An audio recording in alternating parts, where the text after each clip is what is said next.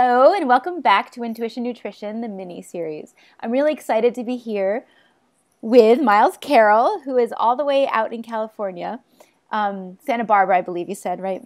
And Yes. Miles is going to talk to us a little bit today about some interesting stuff. She is sort of the modern day Dear Abby, but online. So Miles, I can't wait to hear more about what you do. So first of all, thank you for coming and joining me for this. Thank you for having me. Yeah, my pleasure. Excited to be here. Yeah, beautiful painting behind you. Oh, thank you very much. That's actually painted by my friend Patrick Bido. Oh, nice shout out to your Yes, friend Patrick. yes, yes. It's gorgeous. So, Thank Miles, you. tell us what it is that you do, being a sort of Dear Abby type.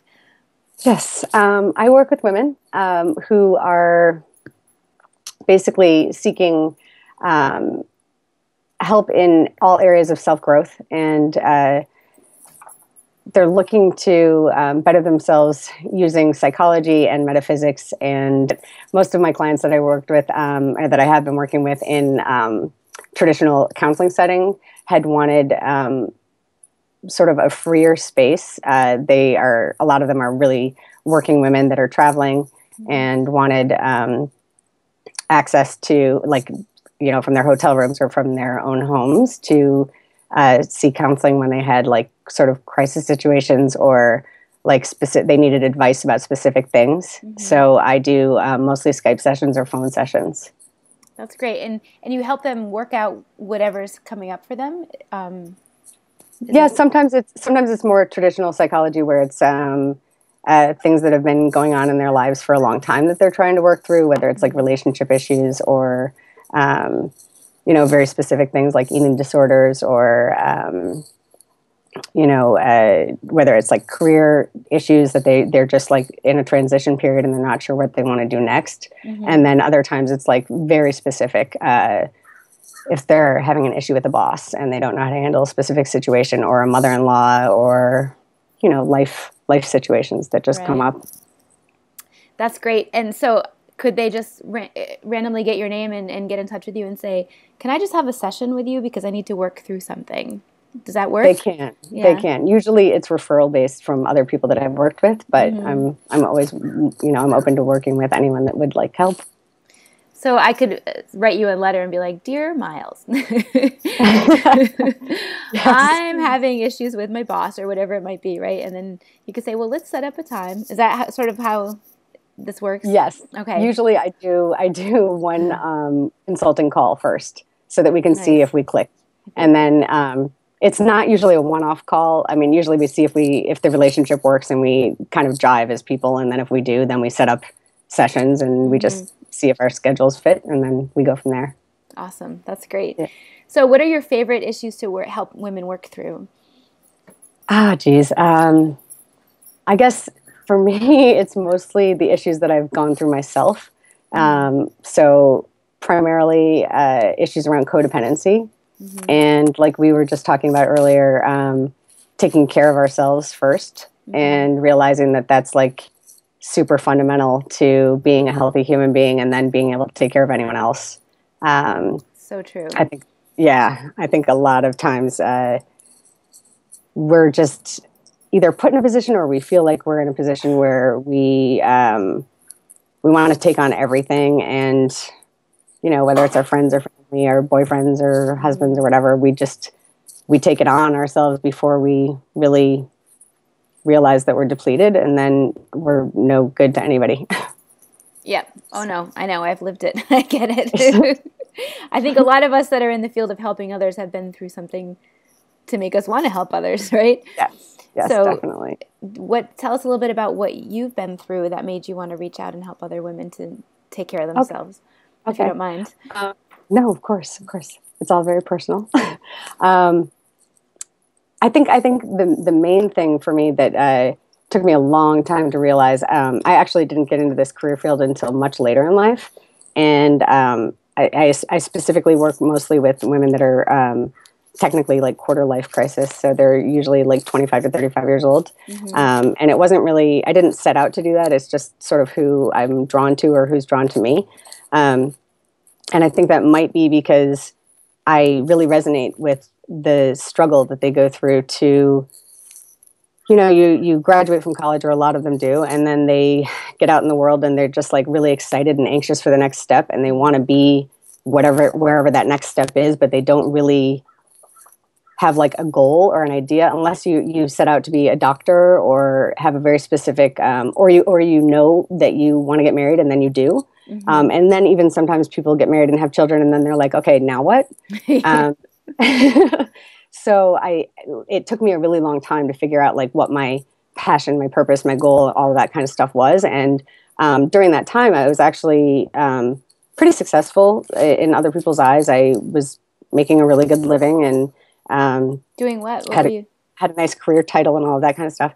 I was working for a lot of years in finance as a marketing director for mostly for hedge funds in currency trading, and it was satisfying on a lot of levels. And actually also on the side, I was doing some stuff with music because I had a creative bent that I wanted to entertain, and I still do sometimes.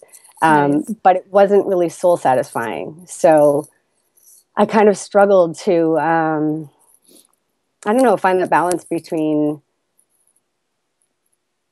almost like status and appearing like I had it all together. And, people would say like, oh, what are you doing? And I'd say, oh, I've got this great job and blah, blah, blah. And technically I did, but I didn't really feel solid to me. Hence the name. My website is Grounded Psyche, because I feel like it's really important to feel grounded and like you're comfortable in your own skin. And it took me a really long time to feel confident in who I was and what I was doing. Yeah. So that's, I hope that answered the question. I know I'm giving you a very roundabout answer. No, that's fine. I'll take what I can get. It's a story that I've heard a lot with women like you and like me who want to help others, is that when you reach a point in your life where you realize, wait a second, there's more to it than this. This is not really what I signed up for. And you make changes in your own life, right? And then you feel like a new person. And you say, oh my God, I have to share this with other people. And I think that's what makes you such a valuable person to the people that you help, because you have been through it. Oh, thank you, for sure. And it's scary too. I mean, it was not, like we were talking about earlier, I'm here in Santa Barbara, which is gorgeous, and I feel really blessed to be here. And by the way, I can hear birds behind you, and I'm just like, freezing in New Hampshire. I was at the beach today. Oh, rub it in. But it was a really scary transition at first, to walk away from sort of the golden handcuffs and the traditional. I grew up in Fairfield County, Connecticut, and that's a financially driven economy, and it was a big deal for me to say, like, okay, at my mid to late 30s, that I'm going to switch careers, and I went back to school and moved cross country by myself. Wow. Pretty much without knowing anyone. And I found a program. My dog. I found a program that I was really into here in California that really spoke to me. And I finally am at a point where I was really proud of myself, and I did the work, and I came through it on the other side. So I do feel like that's where I can actually help other women that are struggling and just not sure what they want to do. It's like what you shared with me before we started recording, that you put your oxygen mask on first, right? Yes. I love that metaphor. It comes up all the time. It's true. It's so true. You can't, you can run around trying to help a million people, but until you're really like whole yourself, it doesn't really mean anything. No, absolutely not. Because then they look at you like, what kind of example are you giving me right now? So tell me a little bit about your website. I know you shared that you're about to be sort of switching it up.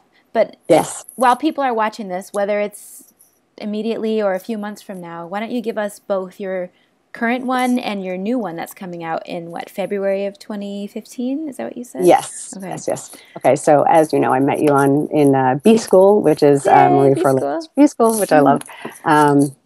So when I graduated, I just recently, in May of 2014, graduated from Pacifica Graduate Institute, which is a depth psychology program. And when I did, I launched Grounded Psyche, which was basically a blog, a psychology blog, and I did that so that I could start building a list, and which in B-school lingo is to attract email addresses and people that might be interested in what you have to say. Yeah. And so I just now, and in the meantime, I've been working also for different agencies while I transition to opening my own online practice. Mm-hmm. And so in February 2015, if all goes well and I can continue to put things together, I also just had a photographer put together all of my, branding, photography, and all of that kind of stuff. So ooh, I can't wait to it'll see. be official and fancy, fancy. Exactly. It's part of putting yourself out there, though, and that's also been a little bit of a struggle for me because it's I kind of had to put my money where my mouth is, literally, and also show other women too. If you are. I have to take pride in myself, and I now am also relaunching under my own name, which is another issue for me because it's easy to hide under, Grounded Psyche and my brand, but I am going to be launching under milescarroll.com, and which I'm proud of, and hopefully it'll be official in February. Yay, I'm glad your name was available. Someone like me. Thank you. Well, that I've actually had. I've had the domain name for about 15 years, but various things have been on it. That's awesome. Well, I can't wait to see the new website, and I hope everybody checks her out. Thank you. Yeah. So, Miles, I really am so glad we got a chance to connect today. And thank you. Me too. Thanks for joining me. Thank you so much. And if you want to get a little taste of Dear Abby, but through the internet, please check out Dear Miles.